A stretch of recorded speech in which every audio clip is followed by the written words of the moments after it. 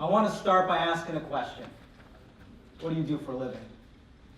If I ask this question to someone who works in business, they're going to tell me, I work in banking, I work in marketing, I work in PR, I work in media, I work in marketing research, I work in sales, I work in retail, I work in distribution.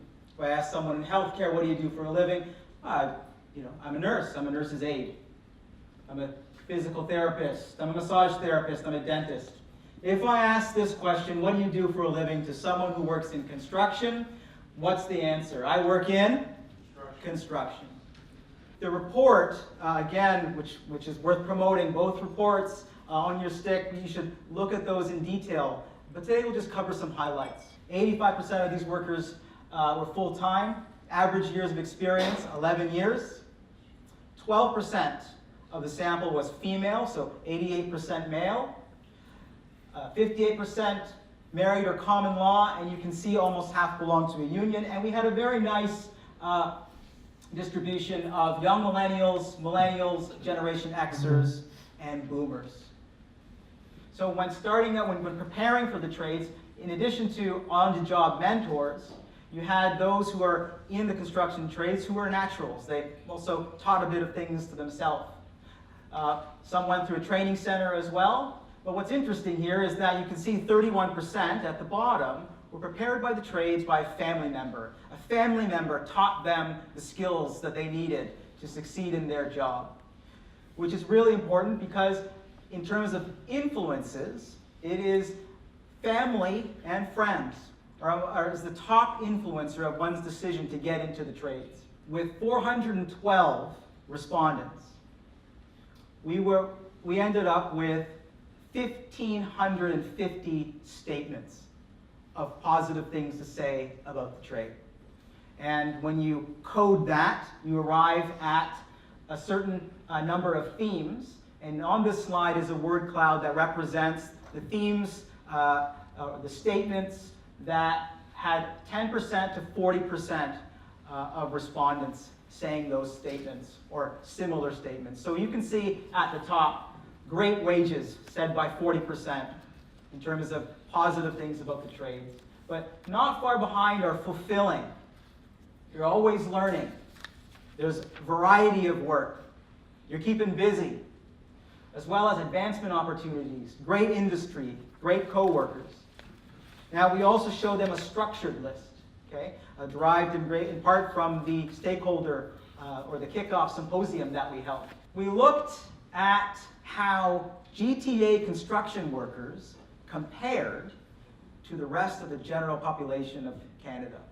And we were able to do that because in partnership with QI Value Systems, we created a segmentation of Canadians based on how they feel about their work. And we want to do is use this segmentation and measure it against construction workers in the GTA. And this became our new view of working Canadians. You have the square pegs, the bottom rungers, the musketeers, the comfortable, and the fulfilled. The square pegs, it's just a job. If it wasn't for the money, I'd quit my job tomorrow. Okay? Their education and training is not connected with their work. There's no sense of contributing to society. They're unmotivated and unhappy. You have the bottom rungers. This is where we find the millennial malaise. They're outgoing and engaged. They're future leaders, but they're frustrated. They're craving a career path. They're craving steps to advancement. They want to see where they're going. Musketeers, all for one and one for all. We see this largely in the healthcare, as anyone in the healthcare industry especially knows. But we also notice that they're close to burning out. But they're there because they have a great bond with their colleagues, which makes it worth it. And then you have the comfortable. Don't mess with a good thing. They're overwhelmingly satisfied. They have work-life balance. Many in this group across Canada are those in the skilled trades. They're settling down early. We've heard a lot of references to that today. Buying a home, starting a family early.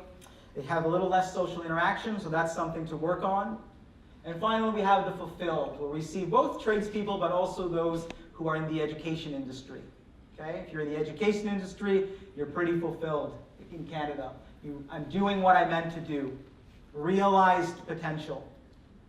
Work-life integration. You get value from your work and control over your work. Looking at that segmentation, we can tell you that construction workers have much better jobs than the rest of Canadians. This is how they stack up. You can see in the middle, construction workers versus the total population on the right.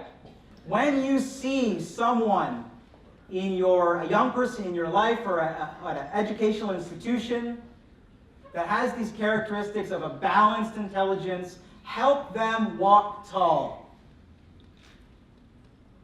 Celebrate their intelligence, their different kind of intelligence, and the type of applications that they can make in the real world. And look at them as no different from someone with another kind of academic intelligence. And, by the way, see balanced intelligence in those with good grades too. Because I can tell you, and many of us know, there are people who succeed in in high school, who go on to university and do not thrive. It is not the experience that they were hoping for. They had good grades in high school, but everyone told them to go to university, and they're sitting there flailing, and they leave with student debt and a degree that isn't working for them necessarily. I know I'm preaching to the choir today, but it's time for the choir to start singing. And we need to be singing the same song. And the song needs to change. The song was good money, earn a great living, good money, good money. If that was working, we wouldn't need to have a different song. So yes, it's good money, but you can see the results of your work immediately. You have work-life balance. You know the contribution you're making to society. You are less stressed and less anxious about the future because you have job security. You work with great people. That's the message that we can articulate by pooling together our resources in the industry. Integrate construction early into the education system. Early, elementary school. Talk about construction word problems and logic problems. Bring back shop class, okay, with practical applications. Talk about balanced intelligence and apply the principles of behavioral economics in terms of a framework for career guidance so that these things can be measurable over time and simplified. Thank you very much.